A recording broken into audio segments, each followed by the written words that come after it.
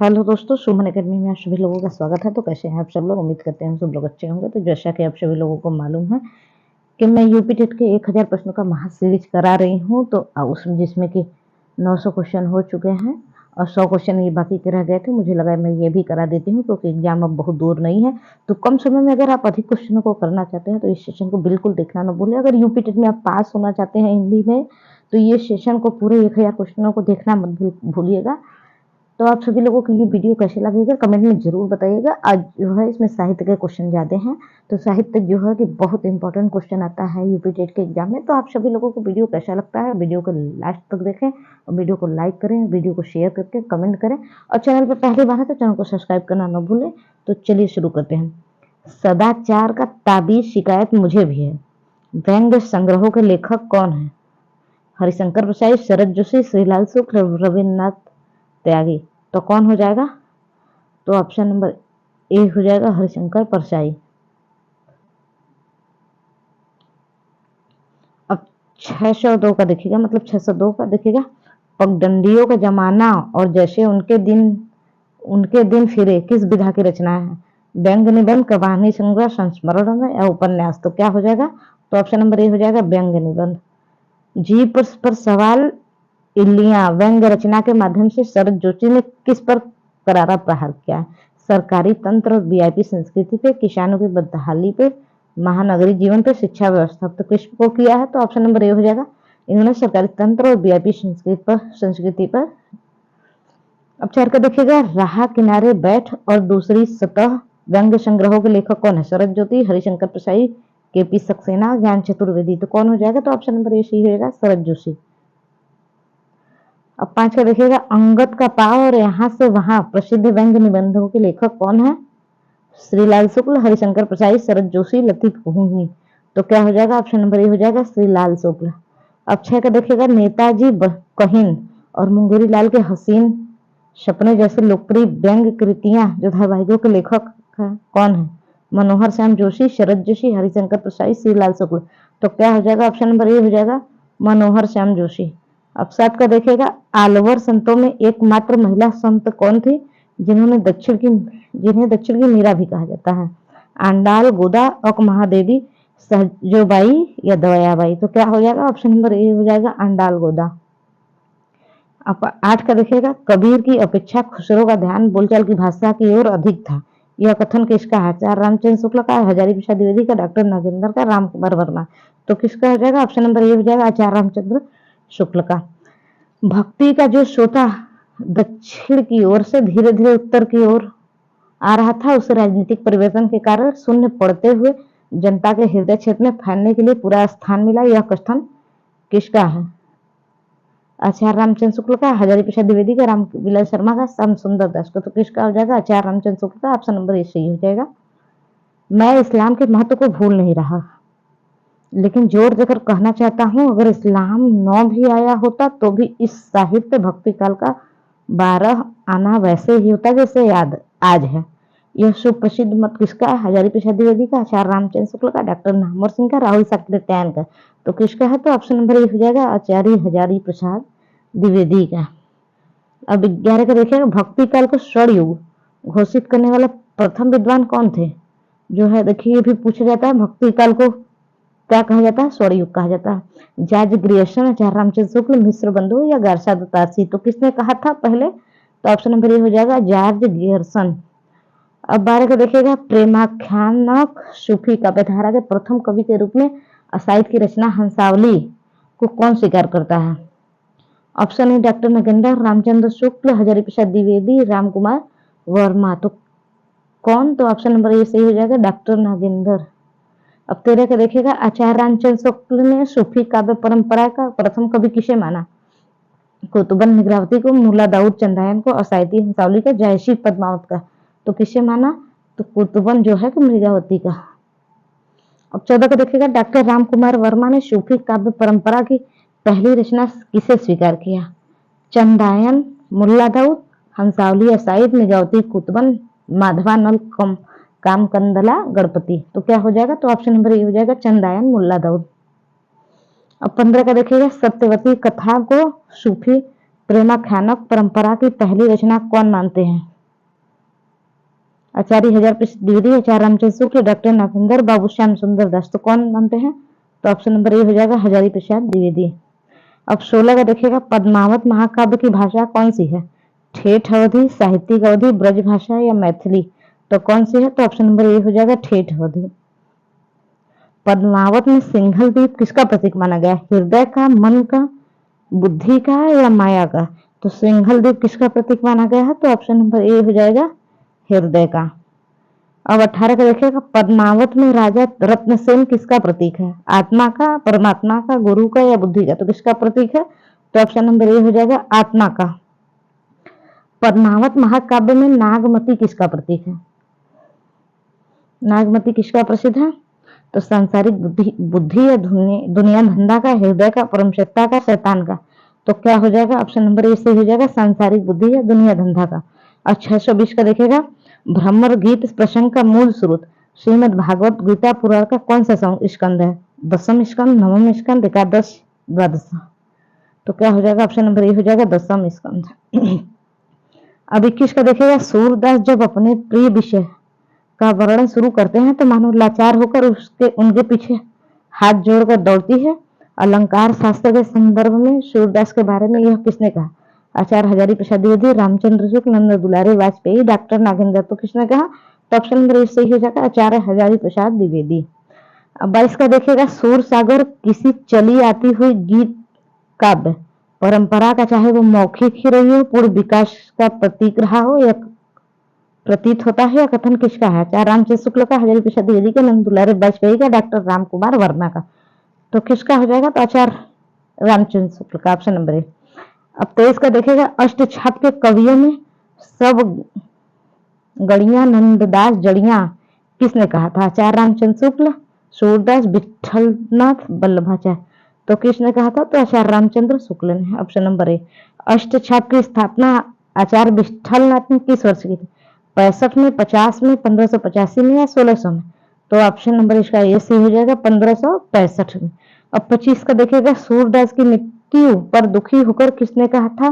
पुष्टि मार्ग को जहाज जात है, जाको कछु लेनो हो सो लेऊ? आचार्य विठलनाथ, गोस्वामी तुलसीदास, कुंभनदास या नंददास? तो किसने कहा था? तो ऑप्शन नंबर ए सही हो जाएगा आचार्य विठलनाथ। अब 26 का देखिएगा, संतन को कहा सिकरी सो काम? फतेहपुर सीकरी के आमंत्रण पर अकबर के सामने यह प्रसिद्ध पंक्ति किस अष्टछापी कवि ने कहा था? कुंभन दास ने, सूरदास ने, परमानंद दास ने या कृष्णदास ने? तो किसने कहा था? तो ऑप्शन नंबर ए सही हो जाएगा कुंभन दास ने। अब 27 का देखिएगा, तुलसीदास की किस रचना की भाषा ब्रज भाषा है, जबकि मुख्य रूप से अवधि के कवि थे? विनय पत्रिका, कवितावली, गीतावली या उपयुक्त सभी?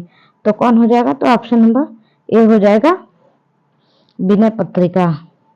28 का देखिएगा, तुलसीदास कृत रामचरितमानस की रचना कुल कितना समय लगा? 2 वर्ष 7 महीने 26 दिन, 3 वर्ष 1 वर्ष 11 महीने, 2 वर्ष 5 महीने? तो कितना लगा समय? तो ये ऑप्शन नंबर ए हो जाएगा 2 वर्ष 7 महीने 26 दिन। तो दोस्तों वीडियो कैसा लगा है? वीडियो को लाइक करके और चैनल को शेयर कर दीजिए और कमेंट में अपनी राय जरूर बताइए कि आपके कितने क्वेश्चन सही हो रहे हैं, या आप अभी तक पूरा सेशन देख पाए हैं या नहीं देख पाए हैं। 1000 प्रश्नों का महासीरीज चल रहा है, तो आप उसको पूरा देख लीजिए, जो कि परीक्षा में आने वाला है, बहुत जरूरी है। तो देखिएगा 29 का, रामचरित के 7 कांडों का सही कालानुक्रमिक या संरचनात्मक क्रम क्या है? तो ऑप्शन ए हो जाएगा बालकांड, अयोध्याकांड, अरण्यकांड, किष्किंधाकांड, सुंदरकांड, लंकाकांड या उत्तरकांड? दूसरा, बालकांड, अरण्यकांड, अयोध्याकांड, सुंदरकांड, किष्किंधाकांड, लंकाकांड या उत्तरकांड? अब तीसरा हो जाएगा अयोध्याकांड, बालकांड, अरण्यकांड। तो जब भी देखिए शुरू होगा ये किससे होगा? तो अयोध्याकांड तो पहले नहीं, बालकांड तो ये तो पहले ही कट गया। तो दूसरा देखिएगा, जब बालकांड चालू होगा तो अयोध्याकांड भी चालू होगा। तो ये इसमें ऑप्शन नंबर ए सही हो जाएगा। देखिए लास्ट में जो आएगा वो उत्तरकांड आएगा, उसके उत्तरकांड के जस्ट पहले क्या होगा? लंकाकांड, लंकाकांड के जस्ट पहले सुंदरकांड। तो ये देखिए अयोध्याकांड के बाद अरण्यकांड, ये ऑप्शन नंबर ए सही हो जाएगा। अब 30 का देखिएगा, रामचरितमानस का हृदय स्थल किस कांड को माना जाता है? अयोध्या कांड को, बाल कांड को, सुंदर कांड को या उत्तर कांड को? तो किसे माना जाता है? तो ऑप्शन नंबर ए हो जाएगा अयोध्या कांड को। अब क्वेश्चन नंबर 31 को देखिएगा।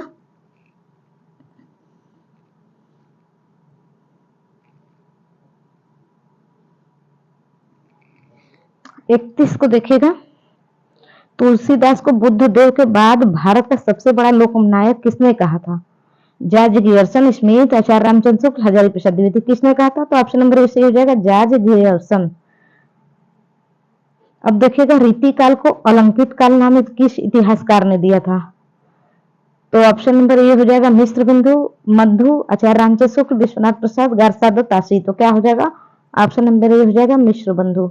अब देखिएगा 33 का रीतिकाल को श्रृंगार काल का नाम देने वाले विद्वान का नाम? आचार्य विश्वनाथ प्रसाद मिश्र, आचार्य रामचंद्र शुक्ल, मिश्र बंधु, डॉक्टर राम मां शंकर शुक्ल रसाल। तो क्या हो जाएगा 33 का? तो 33 का हो जाएगा ऑप्शन नंबर ए आचार्य विश्वनाथ प्रसाद मिश्र। अब 34 का देखिएगा। आचार्य रामचंद्र शुक्ल ने रीतिकाल का प्रवर्तक किसे माना है? चिंतामणि त्रिपाठी को, केशव दास को, कृपाराम को, बिहारी को। तो किसे माना है? तो ऑप्शन नंबर ए हो जाएगा चिंतामणि त्रिपाठी को। अब 35 का देखिएगा। डॉक्टर नगेंद्र ने रीतिकाल का प्रवर्तक किसे स्वीकार किया? केशव दास को, चिंतामणि को, मतीराम को, बिहारी को। तो किसे स्वीकार किया? तो ऑप्शन नंबर ए हो जाएगा केशव दास को। बिहारी सत्सई में कुल कितने दोहे प्रामाणिक रूप से माने जाते हैं? 713, जो कि कुछ संस्करणों में 719, 700, 750 या 800। तो कितने माने जाते हैं? तो ऑप्शन नंबर ए सही हो जाएगा 713। अब 37 का देखिएगा। बिहारी के दोहे का क्या है? रस के छोटे छोटे छींटे हैं। यह प्रसिद्ध मत किस आलोचक का है? आचार्य रामचंद्र शुक्ल, हजारी प्रसाद द्विवेदी का, नंद दुलारी वाजपेयी का, डॉक्टर नागेंद्र का। तो क्या हो जाएगा? ऑप्शन नंबर ए सही हो जाएगा आचार्य रामचंद्र शुक्ल। यदि प्रबंध काव्य का एक विस्तृत वनस्थली है तो मुक्तक एक चुना हुआ गुलदस्ता। मुक्तक काव्य के संदर्भ में बिहारी के लिए यह किसने कहा? आचार्य रामचंद्र शुक्ल, डॉक्टर रामविलास वर्मा, हजारी प्रसाद द्विवेदी या नामवर सिंह। तो कौन हो जाएगा? तो ऑप्शन नंबर ए सही हो जाएगा रामचंद्र शुक्ल। घनानंद किस मुगल बादशाह के मीर मुंशी थे? मोहम्मद शाह रंगीला, औरंगजेब, शाहजहां, बहादुर शाह जफर। तो कौन मीर मुंशी थे? तो ऑप्शन नंबर ए सही हो जाएगा मोहम्मद शाह रंगीला। अब देखिएगा 40 का। यह प्रेम का पंथ कराल महा, तरवारी की धार पे धावनो है। रीतिमुक्त काव्य धारा की यह प्रसिद्ध पंक्ति किसकी है? ऑप्शन ए बोधा की, घनानंद की, आलम की या ठाकुर की। तो किसकी है? तो ऑप्शन नंबर ए से हो जाएगा बोधा, कवि बुद्धिसेन। अब 41 का देखिएगा। भाषा भूषण नामक प्रसिद्ध अलंकार ग्रंथ के रचयिता कौन है? जो जोधपुर के राजा थे? जसवंत सिंह, छत्रसाल, मान सिंह या जय सिंह। तो कौन है? तो ऑप्शन नंबर ए से हो जाएगा जसवंत सिंह। 42 का देखिएगा। भारतेंदु हरिश्चंद्र ने किस नाटक में स्वयं लक्ष्मण की भूमिका निभाई थी? जानकी मंगल, नैन देवी, सत्य हरिश्चंद्र, भारत दुर्दशा। तो किसमें? तो ऑप्शन नंबर ए सही हो जाएगा जानकी मंगल, जो शीतला प्रसाद त्रिपाठी की कृत है। अब 43 का देखिएगा। तदी समाज 1873 ईस्वी की स्थापना किसने की थी? भारतेंदु हरिश्चंद्र, राजा राम मोहन राय, दयानंद सरस्वती, मदन मोहन मालवीय ने। तो किसने की थी? ऑप्शन नंबर ए सही हो जाएगा भारतेंदु हरिश्चंद्र। अब 44 का देखिएगा। भारतेंदु हरिश्चंद्र की का उर्दू में कविता लिखने का उपनाम क्या था? रसा, अबर, जफर, नियाज। तो क्या था? तो ऑप्शन नंबर ए हो जाएगा रसा। अब 45 का देखिएगा। द्विवेदी युग को जागरण सुधार काल नामक किस समीक्षक ने दिया है?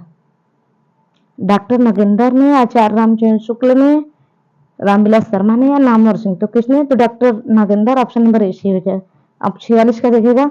कविता कामनी कांत और साहित्य सुधाकर उपाधियों से किस द्विवेदी युगीन कवियों को विभूषित किया गया? नाथुराम शर्मा शंकर, श्रीधर पाठक, महावीर प्रसाद द्विवेदी, राय देवी प्रसाद पूर्ण। तो क्या हो जाएगा? तो ऑप्शन नंबर ए हो जाएगा नाथुराम शर्मा शंकर। अब देखिएगा 47 का। साकेत महाकाव्य का नामकरण किस भाषा के आधार पर हुआ है और इसका शाब्दिक अर्थ क्या है? पाली भाषा के आधार पे, संस्कृत भाषा के आधार पे, प्राकृतिक भाषा के आधार पे, अपभ्रंश के। तो क्या हो जाएगा? ऑप्शन नंबर ए हो जाएगा पाली भाषा के। अर्थ क्या हो जाएगा इसका? अयोध्या।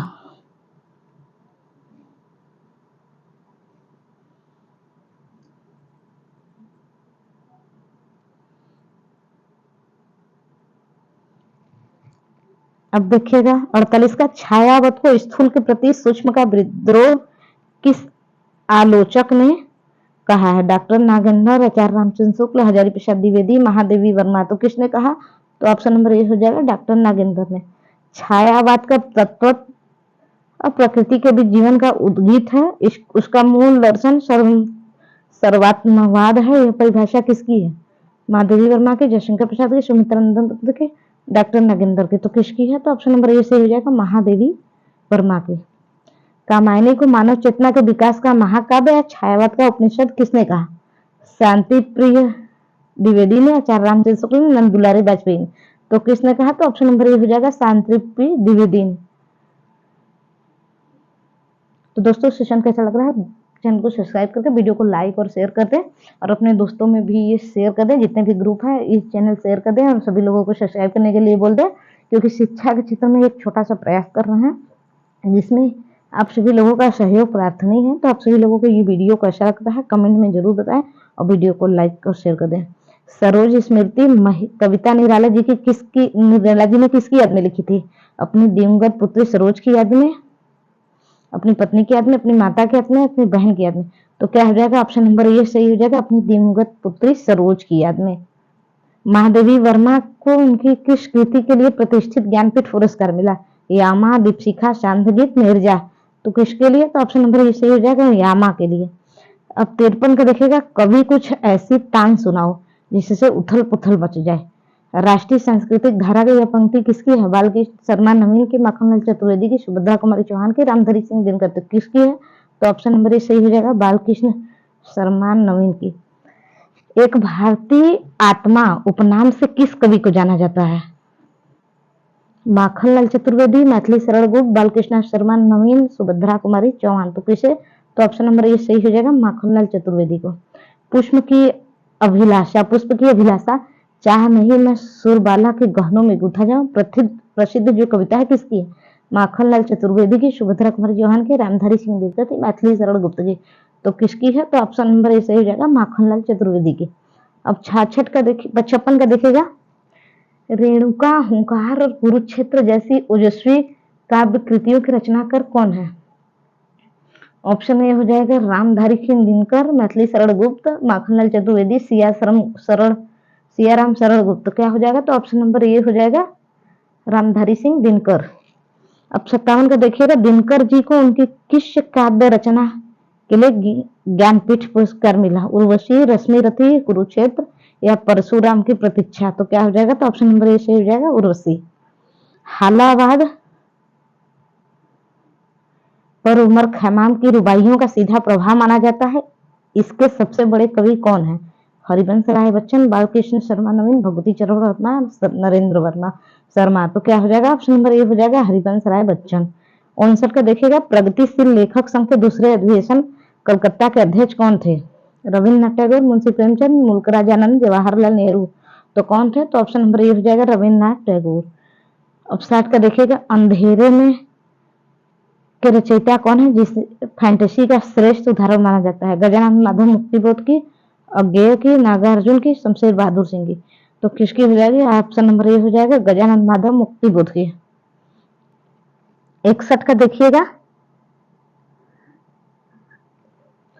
भूरी भूरी खाक धूल और काठ का सपना कहानी के लेखक कौन है? मुक्तिबोध, अज्ञेय, नागार्जुन, शमशेर बहादुर सिंह। तो कौन हो जाएंगे? तो ऑप्शन नंबर ए से हो जाएगा, मुक्तिबोध। असाध्य बीड़ा अज्ञेय किस काव्य संग्रह में संकलित है? आंगन के पार द्वार, हरी घास पर क्षणभर, इतलयम, पहले मैं सन्नाटा बुनता हूं। तो किस पे है? तो ऑप्शन नंबर ए हो जाएगा, आंगन के द्वार पे।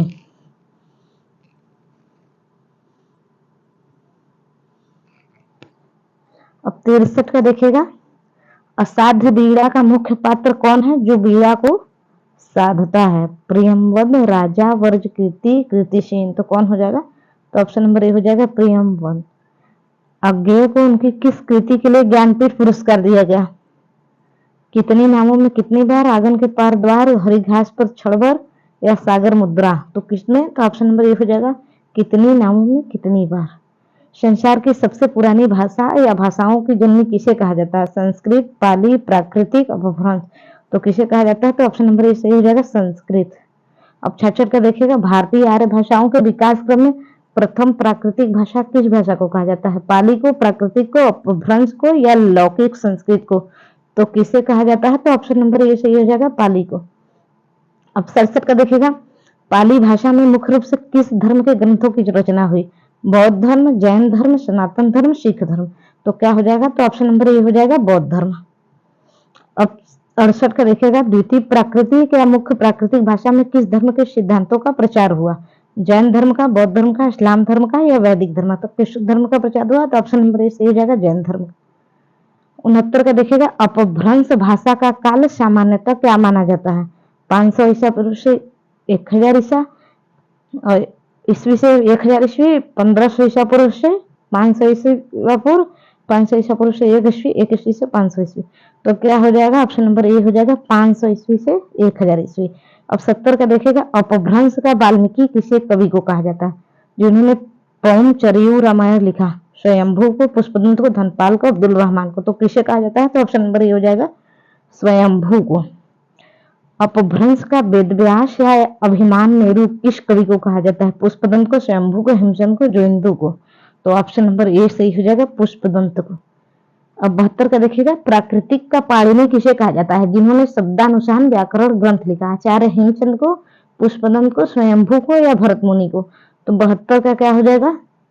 तो 72 का ये हो जाएगा, आचार्य हेमचंद को। हिंदी भाषा का उद्भव अपभ्रंश के किस क्षेत्रीय रूप में मुख्यतः माना जाता है?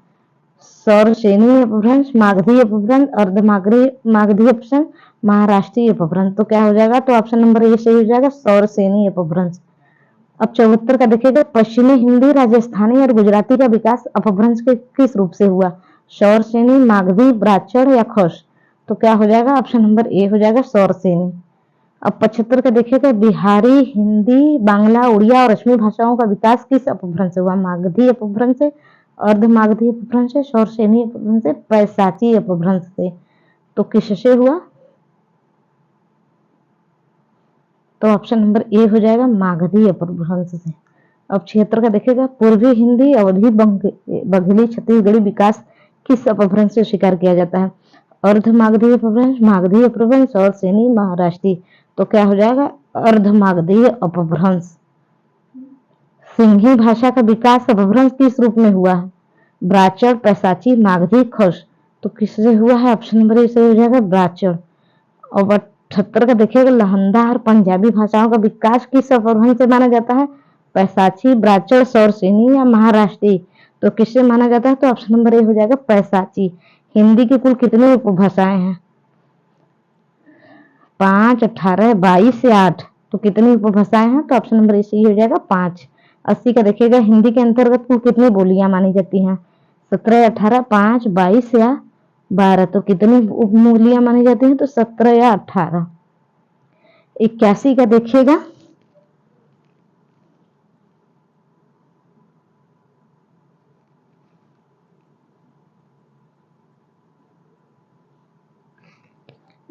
देखिएगा, खड़ी बोली या कौरवी का विकास पश्चिमी हिंदी के अंतर्गत किस अपभ्रंश से हुआ? सौरसेनी अपभ्रंश, मागधी, अर्धमागधी, खस? तो 81 का क्या हो जाएगा? ऑप्शन नंबर ए हो जाएगा, सौरसेनी अपभ्रंश।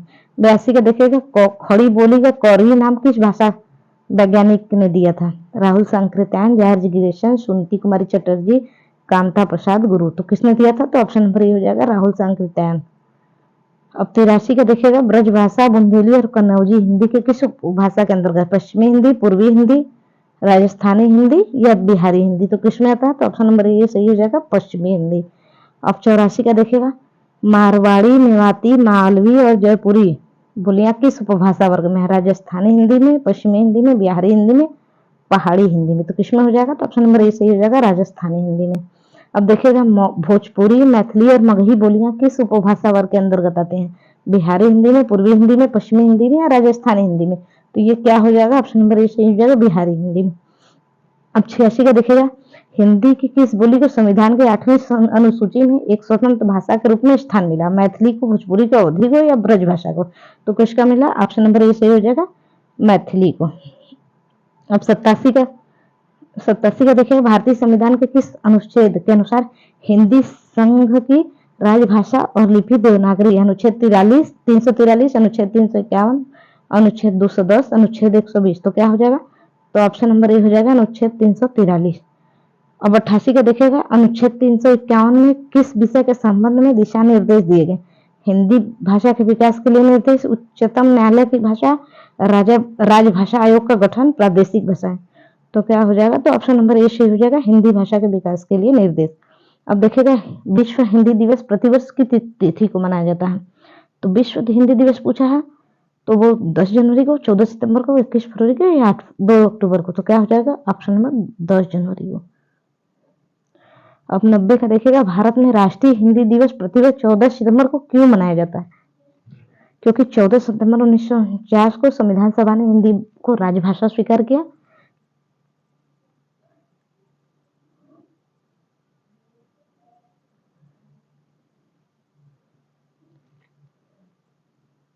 भारतेंदु हरिश्चंद्र का जन्मदिन था।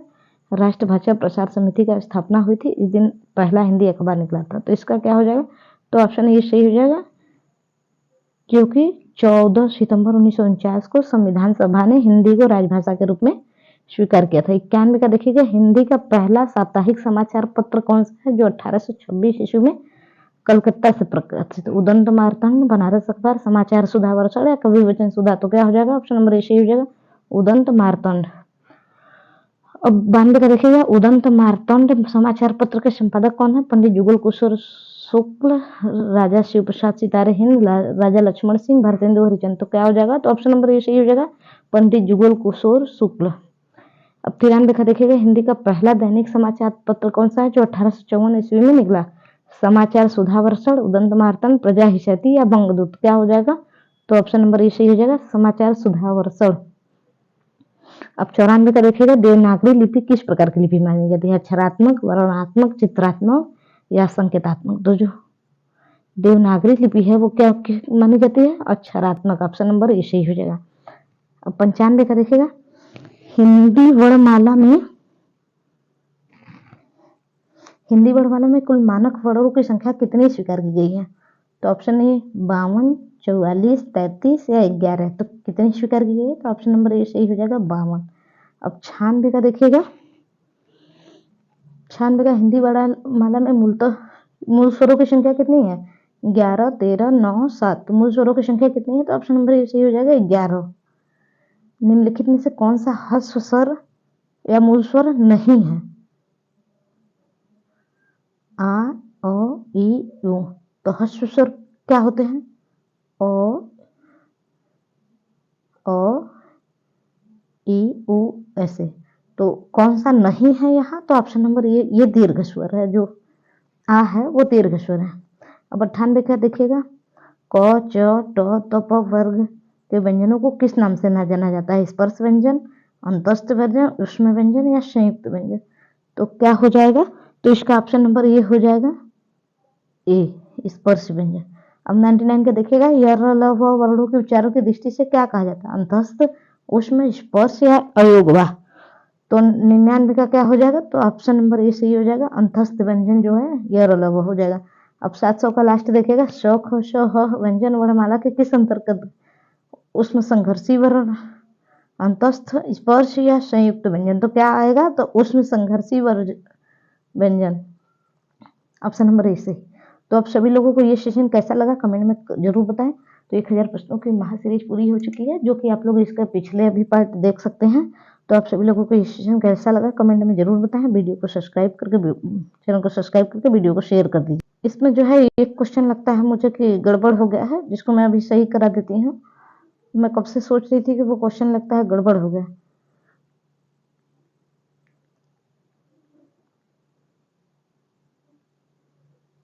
रुकिए, मैं दिखा रही हूँ आप लोगों को। हाँ, ये जो है तुलसीदास की किस रचना की भाषा ब्रज भाषा है, जबकि वो मुख्य रूप से अवधी के कवि हैं। तो ये क्या हो जाएगा? तो ऑप्शन नंबर इसमें विनय पत्रिका न होकर इसमें उपयुक्त तो सभी हो जाएगा।